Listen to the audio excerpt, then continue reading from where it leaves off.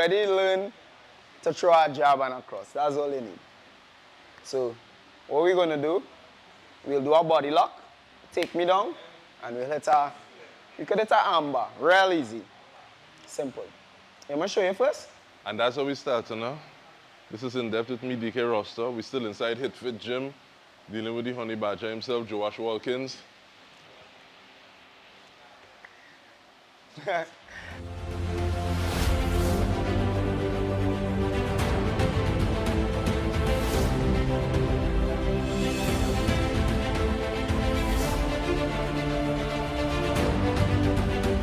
All right, so what we're going to do, you did some striking with Rich, so we're going to show exactly what mixed martial arts is about.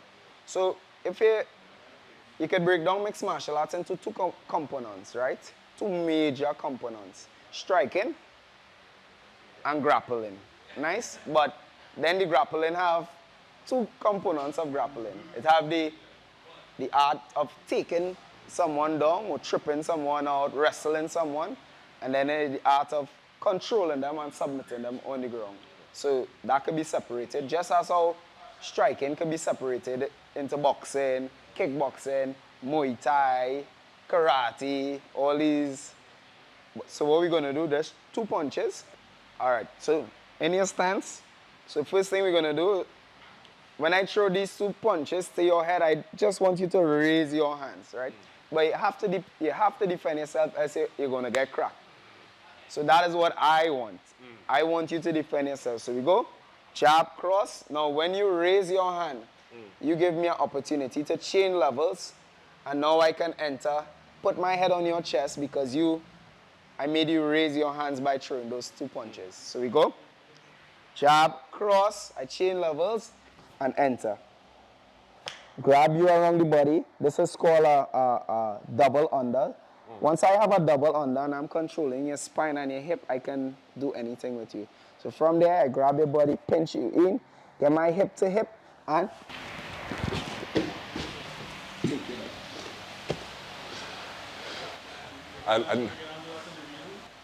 So, I feel like I should have said I do or something first. come on this side. So it'll be like right there. So it'll be clear.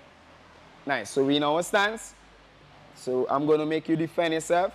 Jab, cross. I'm going to chain levels. Get my head to your chest. Lock around your waist. Pull you in. Get my hip to your hip. Up. Bump. Now if you give me your back there, if you turn over like that, that's a rear naked choke there. But I want you to stay on your back when you fall, right? So on my back? Right. When we fall, what I'm going to do, right? Simple. We're going to do probably the easiest submission. When you fall, I'm going to tuck this hand at the side of my head, grab my hand. This is a head and arm choke or a katagatame. Right. So I'm going to squeeze against you, up over to the next side. Nice. Put my knee into you. Flat my chest, and tap. Nice. So we're going to make it real simple. So that's the sequence. Nice. So we're here. I get Joshua to raise his hands. He have to defend himself, right? Else he's going to get knocked out. I change levels, get my head to his chest, make body connection. Get my hand around his waist, lock it up nice and tight, connect our hips, and I'm going to whip him to the ground. Up, take him down. From there, I go into side control. Now we're going to help this hand, right? I'm going to help this hand and lock it with my head. And I'm going to trap. Lock my hands together. Get my head to the ground, squeezing all the way into him. And I'm going to hop all the way over. I need to get to the other side. When I hop all the way over, I'm going to put my knee into him. I'm going to get my chest flat into the ground, and I'm going to squeeze. Nice, finishing the choke. Now if he doesn't tap, he's going to pass out. Simple. It's painless though, it's painless. So we had to go through the progressions. I think you will have to do it on Joshua. This is the guy I was talking about, who is a Pan American bronze medalist in MMA, Mr. Main Event. All right. So remember the jab cross, right? So jab cross, nice. Now you're gonna step this leg directly behind him, making a T. Get your head on his chest to the inside. Right. Put your head flat to his chest. Flat. Nice. Put your A on his chest, like you're listening to his heart. Nice. You don't want to lean over, right? So sumo squat. Yes, there you go. Now you're going to lock your hands in a gable grip. So I'll just guide it through everything. No thumbs, no thumbs. So open your hands, no thumbs. Put your thumbs like this. Nice, and you grab on top there. And you're going to pull it into you now and pinch your elbows together. Nice. Connect the hip now. You're going to bring your hip in, connect it, raise him off the ground just a little bit, and turn him. There you go. So we got to try that again. So, yeah. So we go. Jab cross. No. Left foot. 1, 2. Head to the heart. Step it around. Nice. Sumo, sumo, sumo. Nice. Pull it into you. Elevate him. And whip him to the ground. Nice. There you go. One more time. So you need to make that hip-to-hip connection, and you whip him to the ground. Yeah, whip him. No thumbs, right? Almost feeling like a question mark. Yeah. It is like a question mark. So you go. Bam, bam. Nice. Squeeze his hip. That's it. Up and whip. Nice. Alright, so from there, we're gonna, I don't know if they showed you side control in Island Parada, so if you can put in this hand around his neck, and put in this hand underneath his arm. Spread your legs, chest to chest, get chest to chest. Next arm underneath it. Spread your legs, bring this leg up. Bring this knee to his head. Right, nice and tight. Nice. So from there, I So carry now a pressure from me like you're that. going to help this hand all the way, push it up. Nice, lock. And you can lock. Yeah, S grip. Nice. Get your head to the ground. Big hop over. Nice. And put your right knee into his rib. Right knee, no, not on top, into his rib. And you can stretch his leg all the way out. Stretch his leg all the way out. Put in your hip to the ground. Lie down and squeeze. Pull that hand all the way up. While somebody trying to do you the same thing or worse, and the fact that it's incremental sequences, because the body is bent this way, it's bent that way. If you do it this way properly, it's gonna happen. So it's like It's always high level chess, but also working so that it's no longer in your head. So you have to study, okay, what's the next one? Okay, no thumbs, as opposed to just. Because it's different where it is. So you do it fast, Joe. You do it fast. Come. yeah, so You do it. if I doing it, it'll be like bap bap.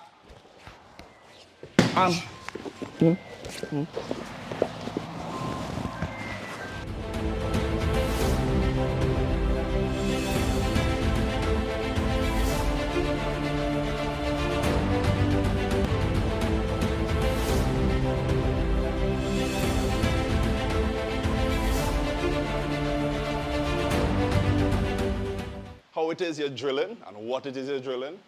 How it is you put it into work to make it suit your style and be able to adapt to somebody else's style. Because I like to be out on the outside and work my strikes and that kind of thing. Doesn't say that I don't like to grapple, but I would prefer to stay on the outside, especially with somebody that's more in the mindset of, all right, I want to be pressure, take you to the ground and smash it. I could prefer to stand up and work my strikes on the outside. Because it's better for me, I could keep him off. You know, it is to have he over here, it's hard. And that's how some of the fight games just go. You have to know your strengths and your weaknesses, but overall it comes down to weight is you're drilling and how you're drilling it. Because if it is I don't work with guys like him, when I meet up guys like him, what am I going to do? What are some of the dangers of doing the same thing over and over? So like, we're going to jab, cross, and then so we expect him to do that, and then they come in, and just doing that alone as opposed to having a level, I don't know if it's sparring, shadow, or preparing to be a little more So- fluid in your mind? There's a difference between doing reps of a drill and then you're doing it with resistance. Because with resistance, I would be now trying to stop you from doing certain things or putting up resistance against it so that you could start knowing, okay, these are certain things that you're going to run into when it is you're doing this particular thing or you're trying to attempt this particular lock or any kind of thing like that, right? And from there, it levels up into sparring where I could do anything, and you could do anything as well. But the onus is on you to still try and do the same things that you did in the drills because that's how you get the results that you get from the drills. You understand? But overall, it comes down to applying it and being able to now build upon what it is you've learned through drilling, through all these things, so that you can be able to be much better at your fight, man. It's drilling. Because you're more comfortable dealing with somebody who wants to give you that pressure and just right there. Exactly. Because, all right, if I'm dealing with somebody that also likes to deal with range, then it's going to be just a chess match of who it is going to land it first, basically, right?